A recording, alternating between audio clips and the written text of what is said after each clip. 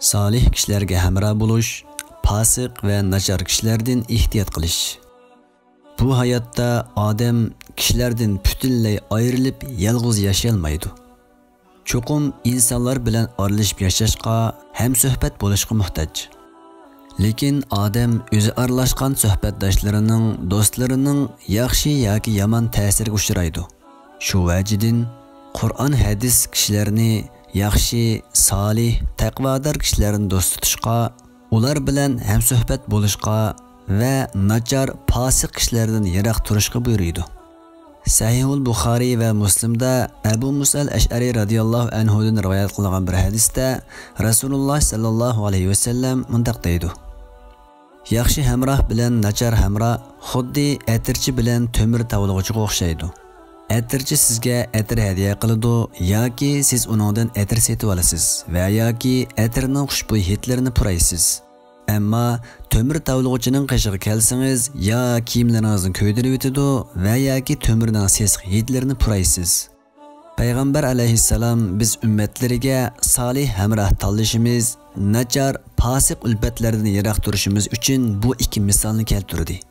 Chunki yaxshi hamrohning barliq ahvoli xuddi atirchiga o'xshash hamrohiga nisbatan xayrlik, barakatlik va manfaatlikdir. Kishilar uning yeniga kelsa, uningdan atir setib oladi yoki hadiyalik atirga erishadi. Hech bo'lmaganda uning bilan birga o'tirgan vaqtida atirning xushbo'y hidlaridan huzurlanadi. Kishining salih kishilarga hamroh bo'lgandan erishgan manfaat va yaxshilik nihoyat cho'ngdir. Chunki salih hamroh sizga diningiz va dunyoligingizda nimaning foydasi borligini o'rgatadi. Sizga yaxshi nasihatlarni qiladi, ziyonli ishlar to'g'risida sizni ogohlantiradi.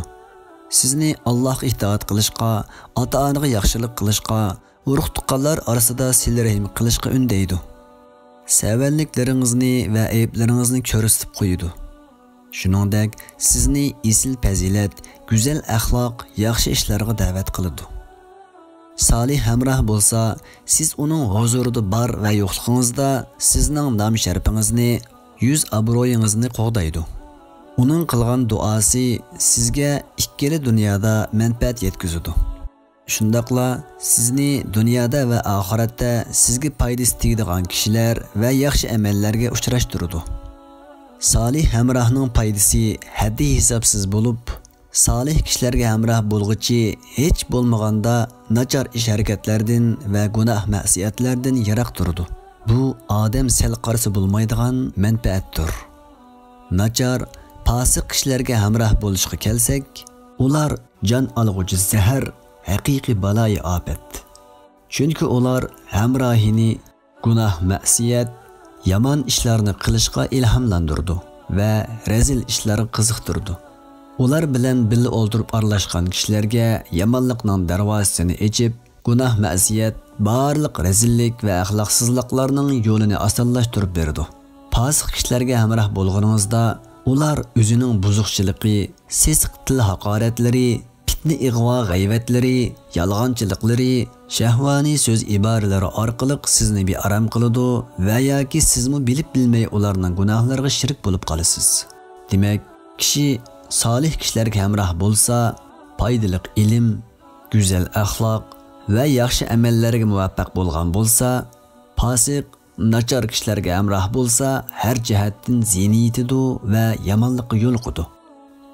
Shunglashqa Allohning mu'min bandasiga hayoti dunyoda qilgan eng cho'ng ne'matlaridan biri uni yaxshi, taqvodor kishilarning hamrohligiga muvaffaq qilganligidir.